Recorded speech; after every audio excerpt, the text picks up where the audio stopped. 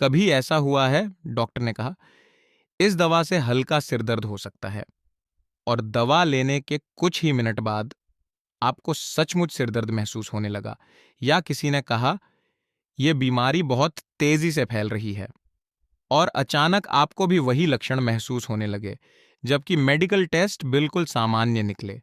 क्या यह केवल संयोग है, या क्या हमारा दिमाग सिर्फ डर के कारण शरीर में बीमारी पैदा कर सकता है? आज की ब्रेन फाइल्स की अंतिम कड़ी में हम जानेंगे एक ऐसे वैज्ञानिक रहस्य को जिसे कहते हैं नोसेबो इफेक्ट, एक ऐसा प्रभाव जहां बीमारी पहले शरीर में नहीं होती बल्कि दिमाग की उम्मीदों में जन्म लेती है। आपने प्लेसिबो इफेक्ट के बारे में सुना होगा, जहां नकली दवा भी फायदा कर देती है क्योंकि व्यक्ति विश्वास करता है कि वह ठीक होगा, लेकिन नोसिबो उसका उल्टा है। यहां विश्वास नहीं बल्कि डर काम करता है। यदि आपका दिमाग ये मान ले कि यह चीज मुझे नुकसान पहुंचाएगी, तो कई बार शरीर वास्तव में वैसी प्रतिक्रिया देने लगता है। यानी नकारात्मक उम्मीद वास्तविक शारीरिक अनुभव बन सकती है। हमारा मस्तिष्क भविष्य का अनुमान लगाने वाली मशीन है। वह हर समय यह तय करता रहता है कि आगे क्या होने वाला है। यदि उसे पहले से खतरे का संकेत मिल जाए तो वह शरीर को तैयार कर देता है। यही सर्वाइवल सिस्टम है। यही कारण है कि डर लगते ही दिल तेज धड़कने लगता है, पसीना आने लगता है, मांसपेशियां टाइट हो जाती हैं और सांस बदल जाती है। अब सोचिए, यदि यही खतरे का संकेत घंटों या दिनों तक बना रहे तो शरीर लगातार तनाव की स्थिति में रहेगा। यही नोसेबो की शुरुआत है। कई क्लिनिकल ट्रायल्स में कुछ लोगों को केवल चीनी की गोली दी गई। उसमें कोई दवा नहीं थी, लेकिन जब उन्हें पहले बता दिया गया कि इससे सिर दर्द, मतली यानी जी मिचलाना या कमजोरी हो सकती है, तो उनमें से कई लोगों ने वही लक्षण महसूस किए। हालांकि उन्होंने असली दवा ली ही नहीं थी। इसका मतलब जानकारी ने शरीर की प्रतिक्रिया बदल दी। जब हम किसी खतरे की उम्मीद करते हैं तो एमिगडाला सक्रिय हो जाती है। यह मस्तिष्क का फियर सेंटर है। इसके बाद हाइपोथैलेमस शरीर को स्ट्रेस रिस्पॉन्स शुरू करने का आदेश देता है। एड्रेनलिन और कोर्टिसोल बढ़ने लगते हैं। दर्द महसूस करने वाले न्यूरल नेटवर्क अधिक संवेदनशील हो जाते हैं।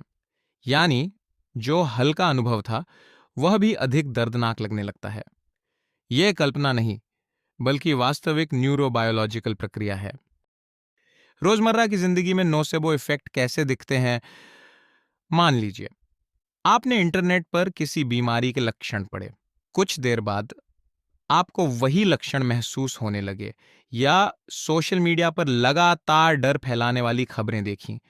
धीरे धीरे शरीर बेचैन रहने लगा, या किसी ने कह दिया यह इंजेक्शन बहुत दर्द करेगा, और दर्द वास्तव में ज्यादा महसूस हुआ।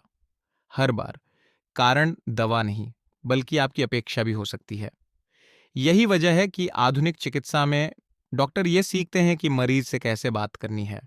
यदि जोखिम बताना आवश्यक है तो उसे संतुलित भाषा में बताया जाता है, क्योंकि शब्द भी इलाज का हिस्सा होते हैं। और कई बार डर भी दवा जितना शक्तिशाली प्रभाव डाल सकता है। फिर क्या इसका मतलब सारी बीमारी दिमाग में होती है? नहीं, यह समझना बहुत जरूरी है।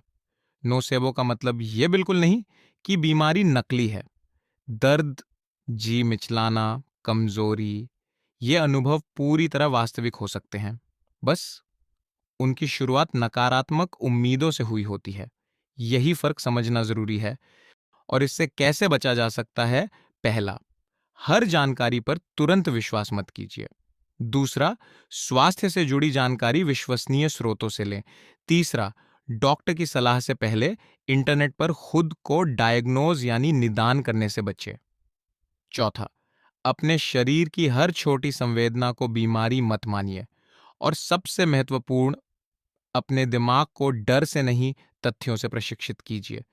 आज हमने जाना कि हमारा मस्तिष्क केवल हमें ठीक ही नहीं कर सकता, बल्कि कभी-कभी सिर्फ डर के कारण हमें बीमार महसूस भी करा सकता है। यही है नोसेबो इफेक्ट, और इसी के साथ द ब्रेन फाइल्स की यह यात्रा अपने अंतिम पड़ाव पर पहुंचती है। इन 10 वीडियो में हमने जाना कैसे हमारा दिमाग यादें बनाता है, समय को महसूस करता है, दर्द को समझता है, खुद से बातें करता है, निर्णय लेता है और कभी-कभी सिर्फ अपने विश्वासों और डर से ही हमारी पूरी दुनिया बदल देता है। अगर इस सीरीज ने आपको अपने दिमाग को नए नजरिए से देखने में मदद की, तो वीडियो को लाइक करें, शेयर करें और साइकोवेदा लैब को सब्सक्राइब करना न भूलें, क्योंकि दिमाग की दुनिया में अभी भी ऐसे कई रहस्य हैं जिन्हें हम साथ मिलकर खोजेंगे। मिलते हैं अगले सफर में।